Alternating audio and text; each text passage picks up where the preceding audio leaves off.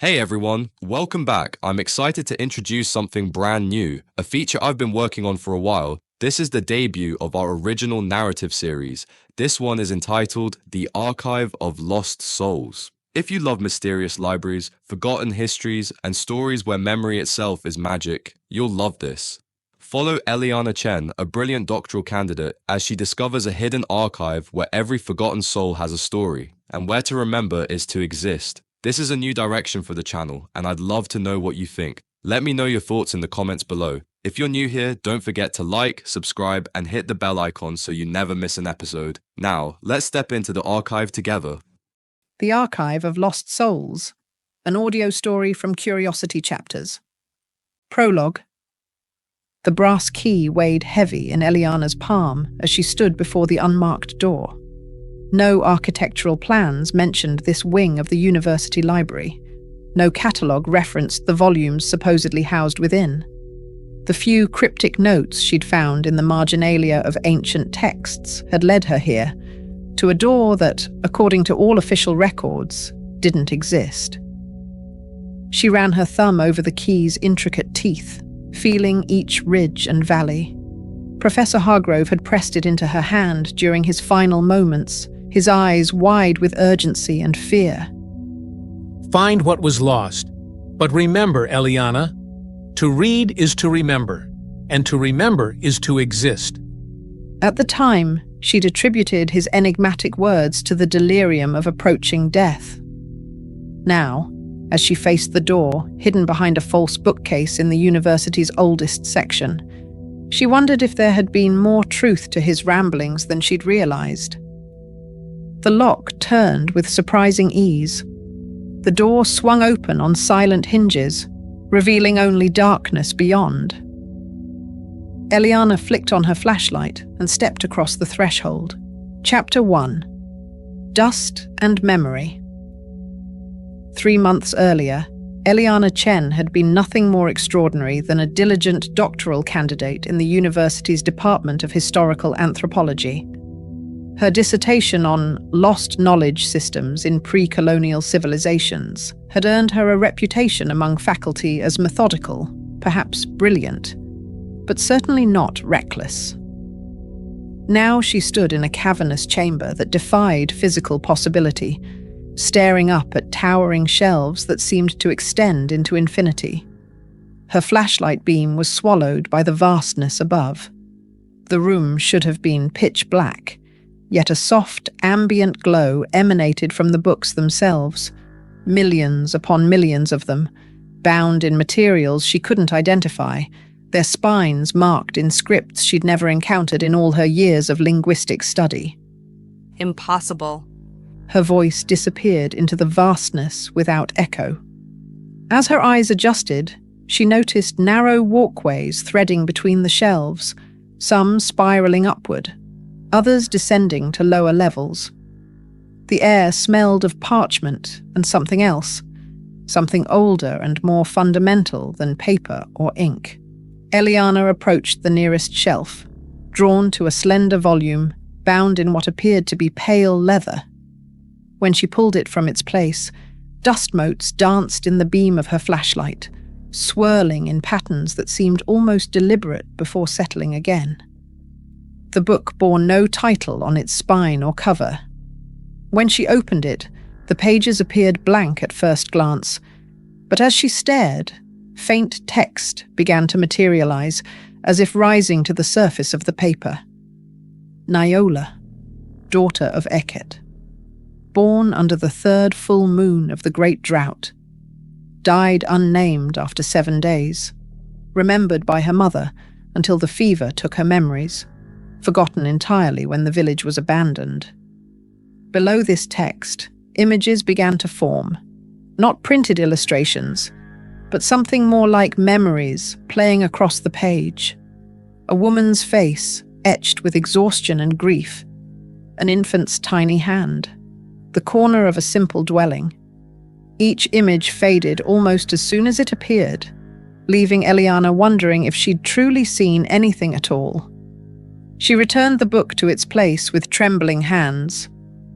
Over the next hour, she examined more volumes, each containing similar fragments, names, brief histories, and fleeting images of people who had, according to the texts, been completely forgotten by history. Some entries were longer than others. Some books contained a single life, while others held dozens of brief notations. Eventually, she came to a desk, positioned at what seemed to be the center of the vast space. Atop it sat an ornate ledger and a peculiar instrument resembling a cross between a fountain pen and a surgical tool, its reservoir filled with dark liquid that seemed to shift and move of its own accord.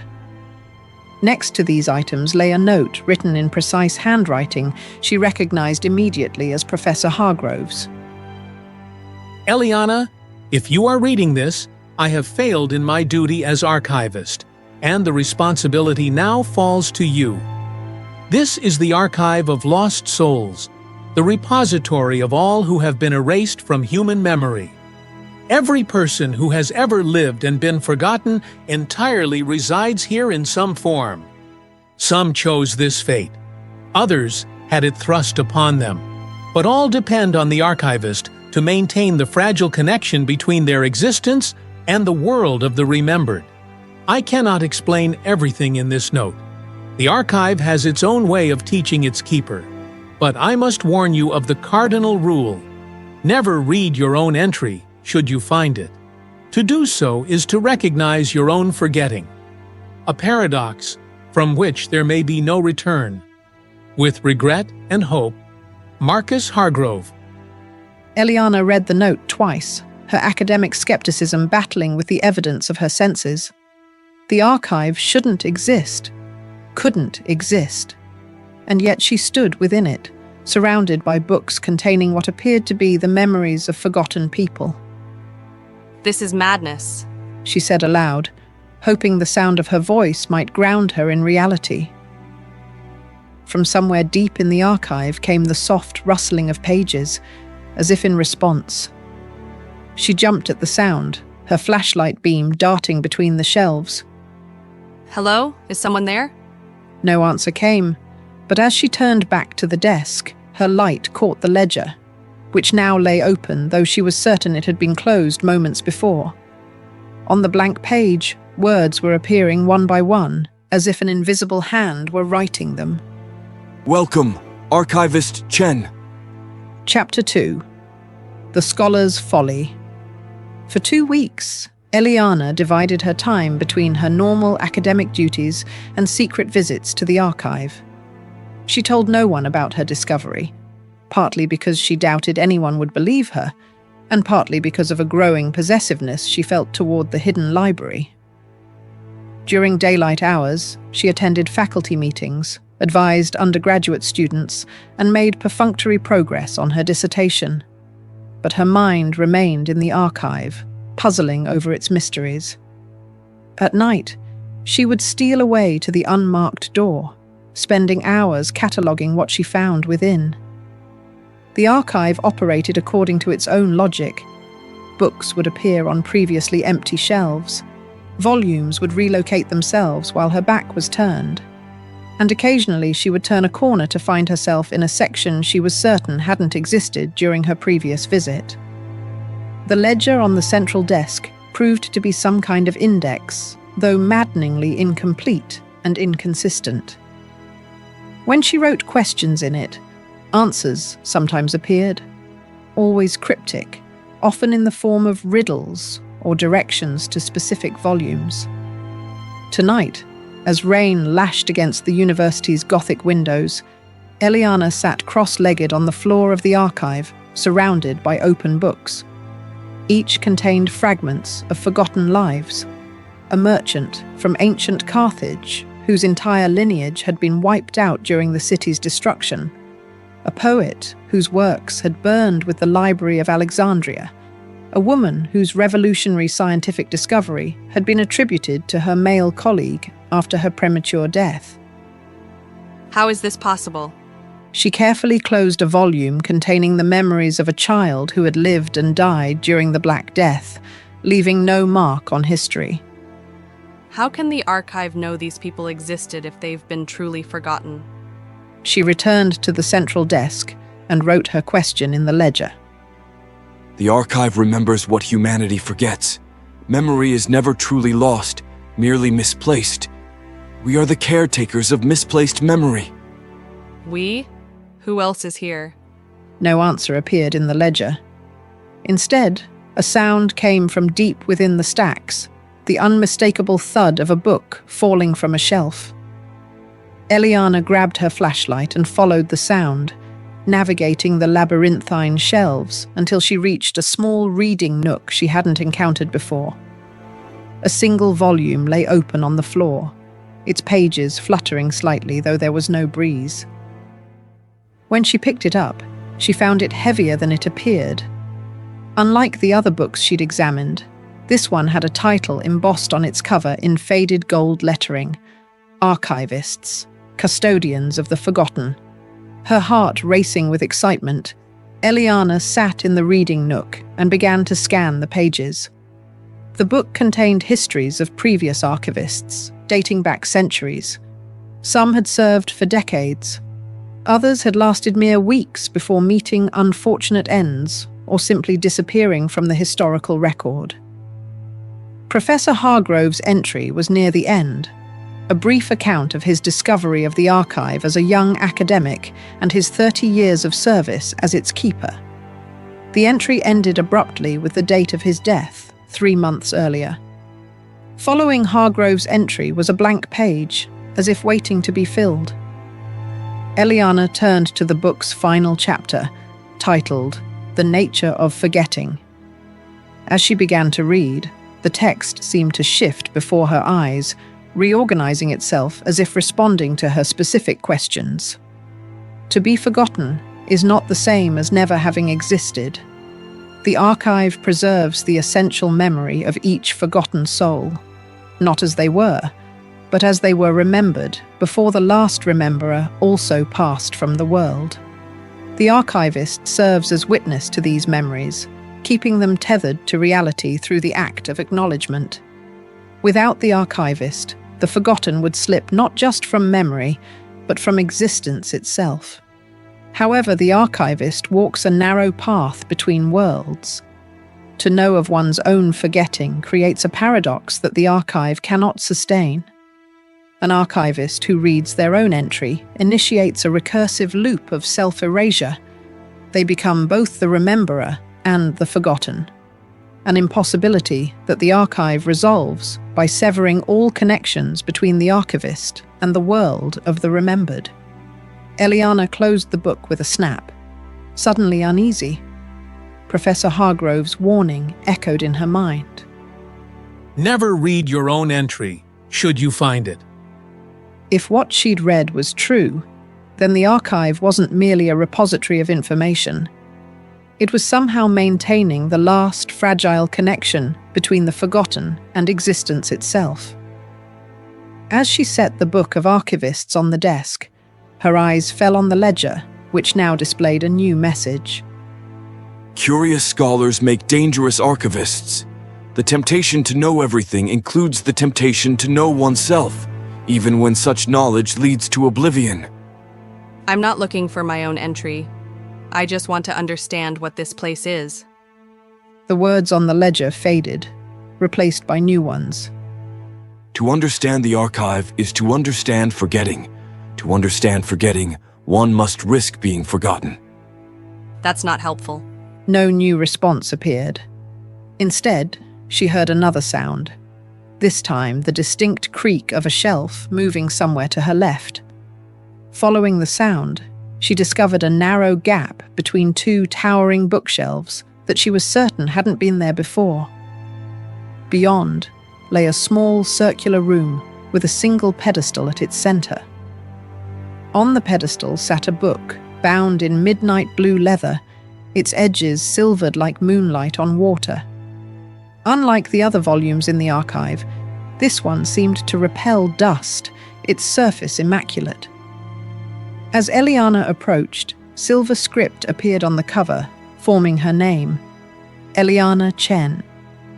Her breath caught. This must be her entry, the record of how she would eventually be forgotten. Professor Hargrove's warning flashed through her mind again, but curiosity pulled her forward like a physical force. With trembling fingers, she opened the book to its first page. Eliana Chen, born to immigrants who sacrificed comfort for opportunity. Scholarly child who found refuge in books when reality proved too harsh. Doctoral candidate who discovered the archive of lost souls in her 28th year. Last remembered by... The text stopped abruptly, as if waiting to be completed. Confused, Eliana turned the page. The next several pages contained scattered images from her life. Her parents' small apartment, her university acceptance letter, Professor Hargrove's funeral. But these images were fading even as she watched, the details becoming indistinct. She quickly flipped to the end of the book. The final page contained a single line. Upon reading her own entry, Eliana Chen initiated the paradox of self-erasure. The archive reconciled this contradiction by removing her from the memory of the world. Number, that's impossible. I exist. I'm here. But even as she spoke, she felt a strange lightness coming over her, as if her body were becoming less substantial.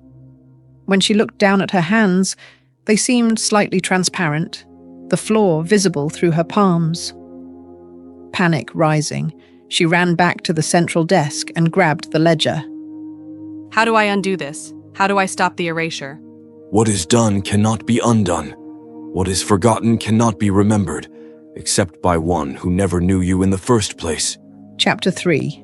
Fading. The signs of her erasure were subtle at first. When Eliana returned to her campus apartment that night, her key no longer fit the lock. After 15 minutes of frustration, the building manager appeared, regarding her with suspicion. Can I help you? It's me, Eliana Chen, apartment 3B. I've lived here since I started my doctoral program. 3B is occupied by a Thomas Mercer. Has been for 2 years. I think you have the wrong building, miss. She convinced him to let her see the apartment. Inside, all traces of her existence had vanished. Where her books and research papers should have been, there were unfamiliar furnishings and someone else's possessions. Photos on the wall showed a young man she'd never seen before, presumably Thomas Mercer. Shaken, Eliana retreated to the campus coffee shop to gather her thoughts. The barista, who had made her daily Americano for years, looked straight through her when she approached the counter. After repeating her order 3 times, the girl finally acknowledged her with the polite smile reserved for strangers. By morning, her faculty ID card no longer worked. When she tried to enter the Department of Historical Anthropology, the administrative assistant stopped her. Can I help you find someone? I work here. I'm a doctoral candidate under Professor Williams. I'm sorry, but I don't see anyone by your name in our department. Would you like me to call Professor Williams?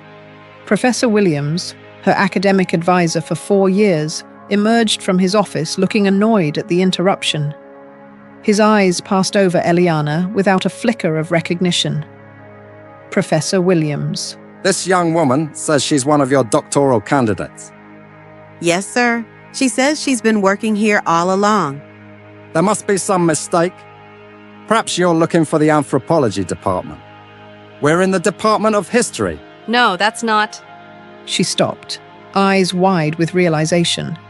The department name had changed. Small details were shifting, reality rewriting itself to accommodate her absence. I'm sorry to bother you. Over the next 2 days, the erasure accelerated. Her bank account vanished. Her phone was disconnected. When she tried to contact her parents, the number was no longer in service. Desperate, she visited her childhood home, only to find another family living there. According to property records at the library, her parents had never owned the house. It was as if they had taken a different path, one that never led to her childhood home. By the 3rd day, Eliana had no choice but to return to the archive. It was the only place that still acknowledged her existence. The hidden door still responded to the brass key. Inside, the endless shelves of the archive stretched into infinity, filled with books that shimmered faintly. This is real. I am real. She made her way to the central desk, where the ledger lay open. She wrote, What's happening? Why am I fading? You are being forgotten. The world rewrites itself to erase you. The more you resist, the faster it happens. How do I stop it? You cannot. The paradox has begun. You read your own record, and in doing so, you made it true. There has to be a way, please. Only one who discovers you after your erasure can anchor you to reality again. They must remember you, not as you were, but as you are now. They must choose to remember. How do I find them? They will come when the time is right.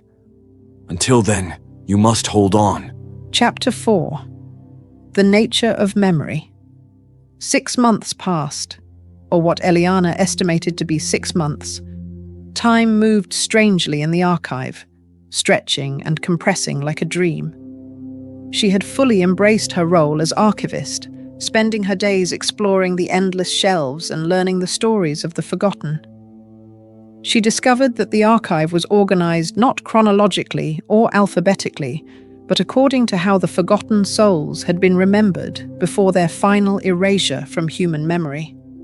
Those who had been loved deeply occupied a vast eastern wing, their volumes bound in warm colors and filled with rich, detailed accounts. Those who had lived in obscurity or died unnoticed were housed in the western stacks, their brief entries often containing little more than a name and fleeting impression.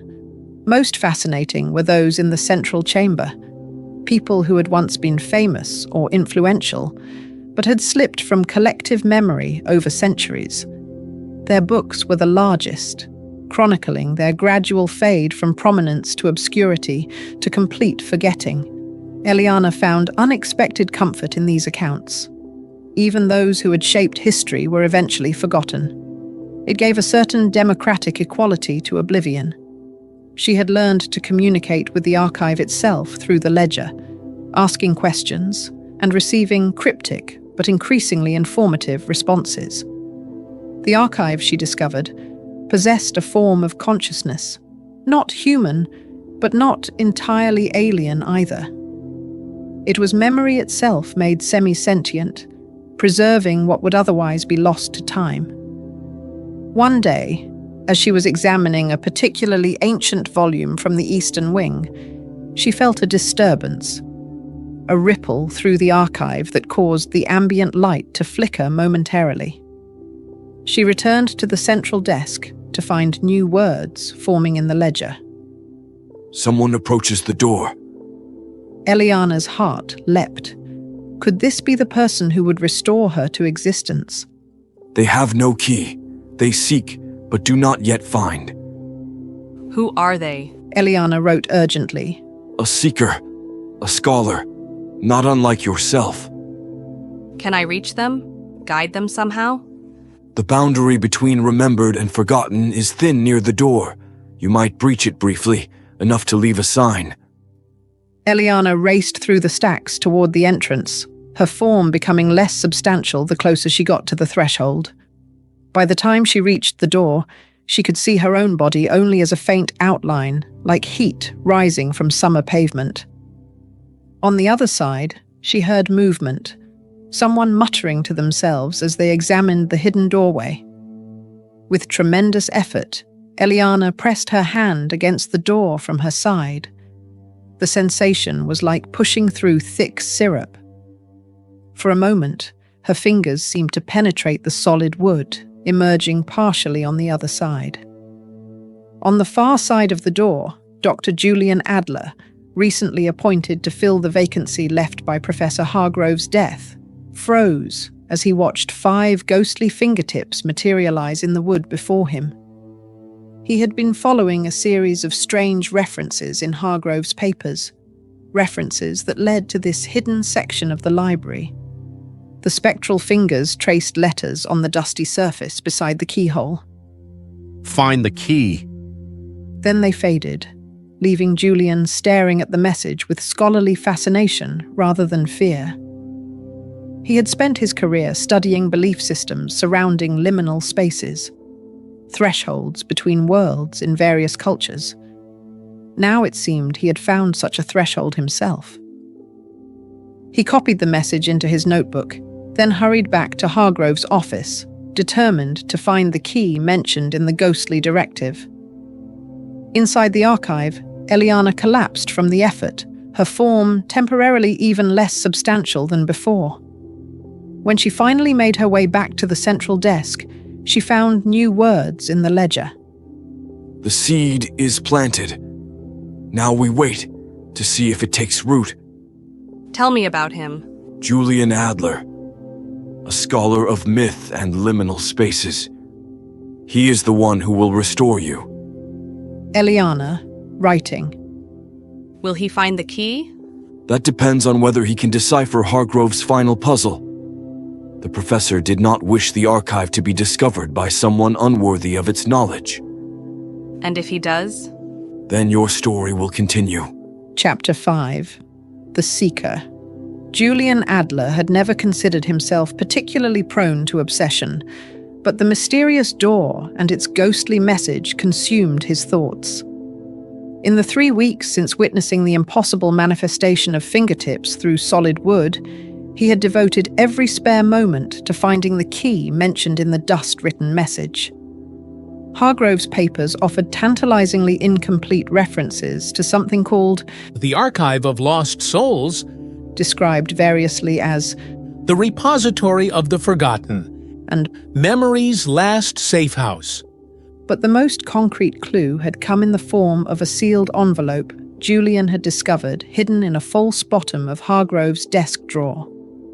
The envelope, addressed To the next Archivist, contained a strange account written by someone named Eliana Chen, describing her discovery of the archive and subsequent erasure from existence after reading her own entry.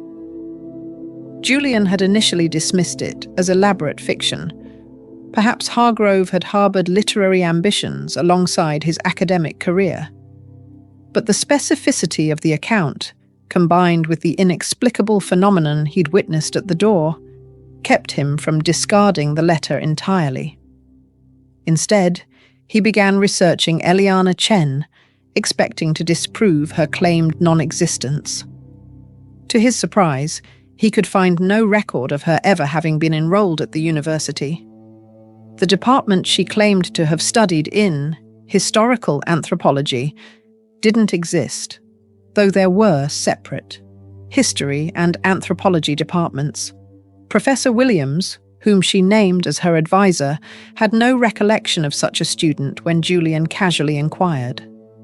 Most unsettling was his discovery that the apartment building where she claimed to have lived did indeed have a Unit 3B, currently occupied by a graduate student named Thomas Mercer, who, according to housing records, had lived there for the past 2 years. Either this Eliana had fabricated her entire history, or, more disturbingly, her account of being erased from existence held some kernel of truth. Julian's breakthrough came when examining the brass letter opener that had been among Hargrove's personal effects. He had used it absently for weeks before noticing that the decorative handle concealed a small compartment. Inside was a single brass key. The same afternoon, Julian returned to the hidden door. The key fit perfectly, turning with an audible click that seemed to echo longer than it should have in the confined space. As the door swung open, Julian steeled himself for disappointment.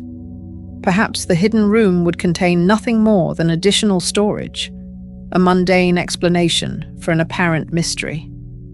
Instead, he found himself facing a vastness that defied the physical dimensions of the building.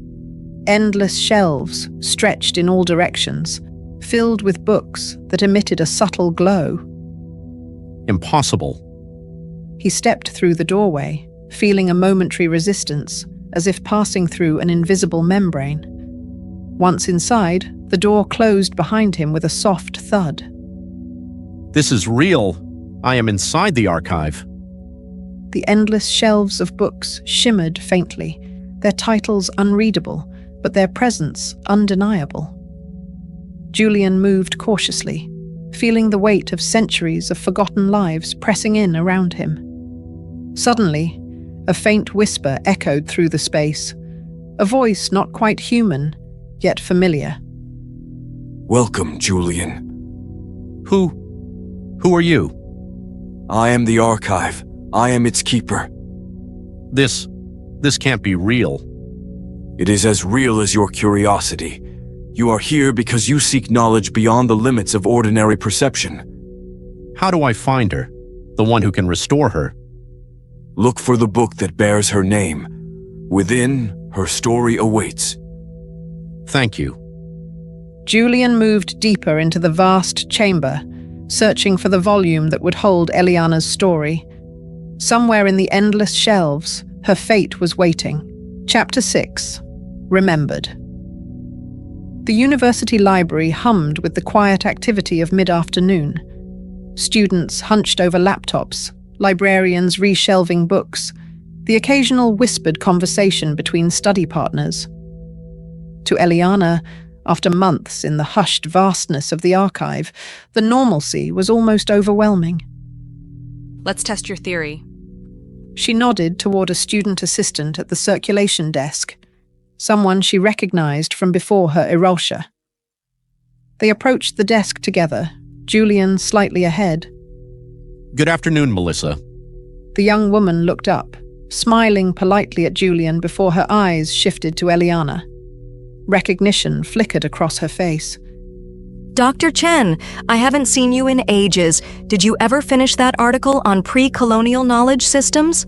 Not yet. Still working on it. Well, Professor Williams was asking about you just yesterday.